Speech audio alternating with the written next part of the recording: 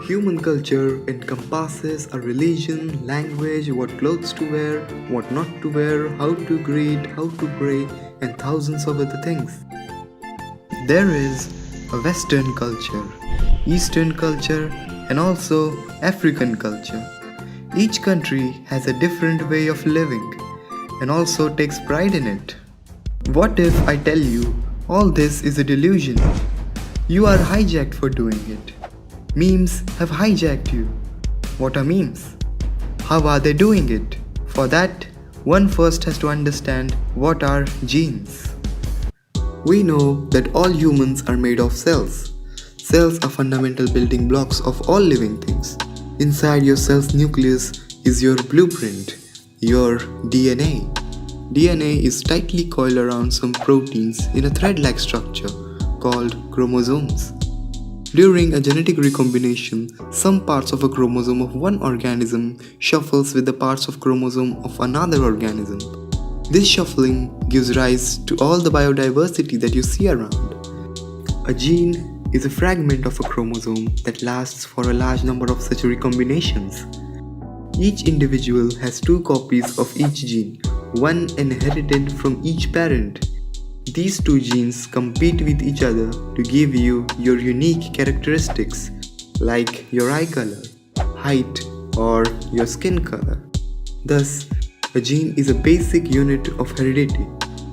Darwin's theory of evolution by natural selection states the famous quote, "Survival of the fittest." But fit what? A fit individual, or a fit species, or anything else? At what level does natural selection acts? Evolutionary biologist Richard Dawkins, in his famous book, The Selfish Gene, gave a different way of looking at this question, a gene's eye view. He states that natural selection acts at a level of gene, and it is the fittest gene that survive and pass through the barrier of natural selection. Genes manipulate your body for their benefit in such a way as to ensure their survival.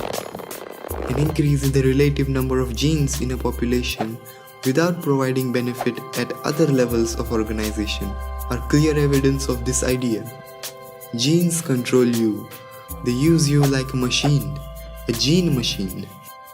The natural selection is a universal process occurring when a large number of such characteristics compete for their fitness. This idea of gene selection can be pushed further to explain cultural evolution. As a gene is a genetic unit of inheritance, a meme is a unit of cultural transmission.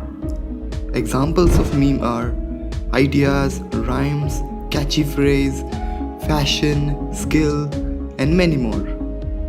Memes spread by jumping from one brain to another via process of imitation. When you hear about a sale in the nearby shopping mall, you spread that news to your friend. If you hear or read about a good idea, you share it with your colleagues. When you put a meme in your mind, it parasitizes your brain, turning it into a meme propagation machine. Just as genes, some memes are more successful than others. The ability to produce a large number of its copies is an important parameter to judge the fitness of the meme. If the meme is a popular tune, it will spread rapidly in the population, but will not last long in the society of memes. On the other hand, if the meme is a religious law, it will propagate for thousands of years. One of the members of religious memes is faith, which means blind trust. These memes compete with memes that look for evidence. For memes of faith, nothing is more lethal than the memes that search for evidence. Memes for faith secures its propagation by simply discouraging rational inquiry. When we die, we can give the world two things, genes and memes. Your child will have half of your genes. Your grandchild will have 1/4 of your genes, and so on.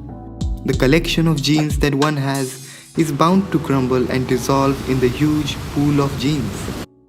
However, your memes, if they are fit, will propagate from one mind to another and may even do it for thousands of years. For us, it's all about propagating our memes to you and never stop questioning.